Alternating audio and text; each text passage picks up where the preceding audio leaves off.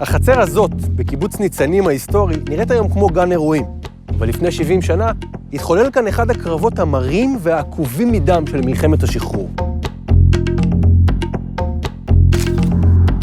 בכ"ט בנובמבר 1947 הצביע האו"ם בעד הקמת שתי מדינות בארץ ישראל, יהודית וערבית. היהודים יצאו בהמוניהם לרקוד ברחובות. הערבים התארגנו למאבק. התקפות ערביות על יישובים עבריים התחוללו בכל רחבי הארץ, אבל מי שסבלו יותר מכולם היו אנשי הנקודות המרוחקות המוקפות בכפרים ערבים. נקודות כמו קיבוץ ניצנים הצעיר, שהוקם רק 3 שנים קודם לכן, בין העיירות הערביות מג'דל ואיסדוד, אשקלון ואשדוד של היום. חברי וחברות הקיבוץ נאלצו לחלק את זמנם בין עבודה להגנה. מירה ואליקים בן ארי, זוג הורים צעירים, גויסו שניהם למאמץ המלחמתי. הוא ליווה שיירות אספקה בכבישים המותקפים, היא נשלחה לקורס על חוט של ההגנה והפכה לקשרית של הקיבוץ. מירה הייתה רק בת 22, יקית שהגיעה לקיבוץ מתל אביב, ספורטאית, מתנדבת, פייטרית רצינית. במעט הזמן שנותר בין עבודה להאזנה לקשר, היא כתבה להוריה. מתקיפים אותנו יום-יום בעיריות. את חצר המשק אין להכיר כבר. חומות אדמה גבוהות, תעלות מעבר עמוקות, מקלטים, שקי חול. בהתחלה התביישתי לחגור אקדח. זה שוויץ. עכשיו זה כבר כה מובן. גם לדני יש אקדח קטן, צעצוע. כל צערו הוא שאין לו רימונים בחגורה, כמו לאבא. ההתקפות מתגברות והחברים עומדים בפני דילמה קשה. האם לפנות את הילדים? הוויכוחים באספות סוערים והטיעונים כבדי משקל. היו שטענו שהמוטיבציה להגן על הבית נובעת ממי שנמצא בו. בלי הילדים, עבור מי נילחם. מנגד היו מי שדיברו על הסכנה הנשקפת לילדים ועל הקושי הנוסף שמערים הטיפול בהם בזמן לחימה. ובכלל, כל הארץ חזית. מי יודע איפה בטוח יותר? החליטו לא להחליט. הילדים נשארו. ההתקפה הייתה הרבה יותר חמורה מהקודמת. נמשכה למין השעה 6 בבוקר עד 2 אחר הצהריים ללא הפוגה. הייתה להם תחמושת בשפע כי הם ירו אלפי כדורים, פצצות עשן ופגזים.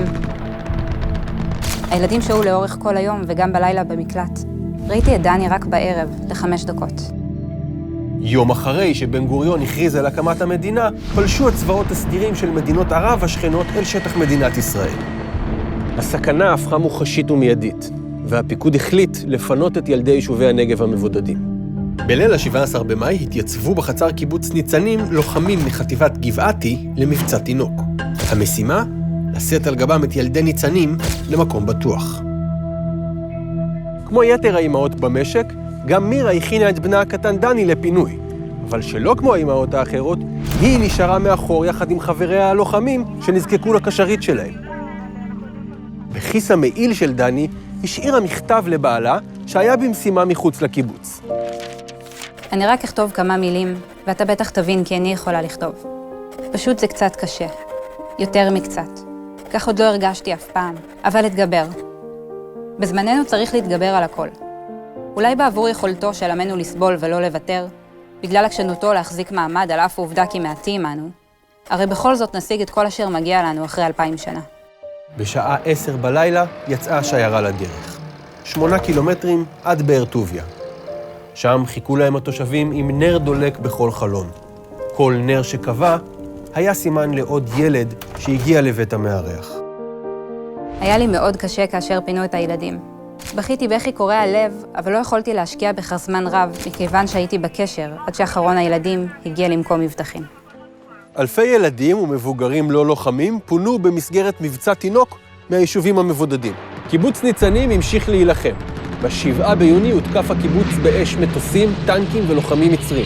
מירה האלחוטנית שלחה למפקדת החטיבה 3 שדרים. המצב קשה ואולי נואש. המצרים על הגדר, התחמושת אוזלת. הצבא המצרי בכל המשק, העניין אבוד. אני משמידה את מכשיר הקשר ויוצאת להילחם.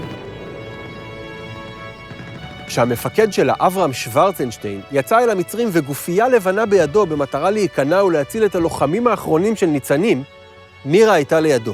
וכשהקצין המצרי, במקום לקבל את הכניעה, ירה באברהם בדם קר, הייתה זו מירה ששלפה את אקדחה והרגה אותה. החיילים המצרים המומים למראה אישה לוחמת, ירו והרגו אותה במקום. אין פרידה קשה מזו של אם ילדה. אך אני נפרדת מילדי למען נגדל במקום בטוח. ולמען שיהיה אדם חופשי בארצו. תמסור לו בבואך אליו את כל אהבתי. תמסור לאבא ולאמא שלי הרבה נשיקות, ובקש בשמי סליחה.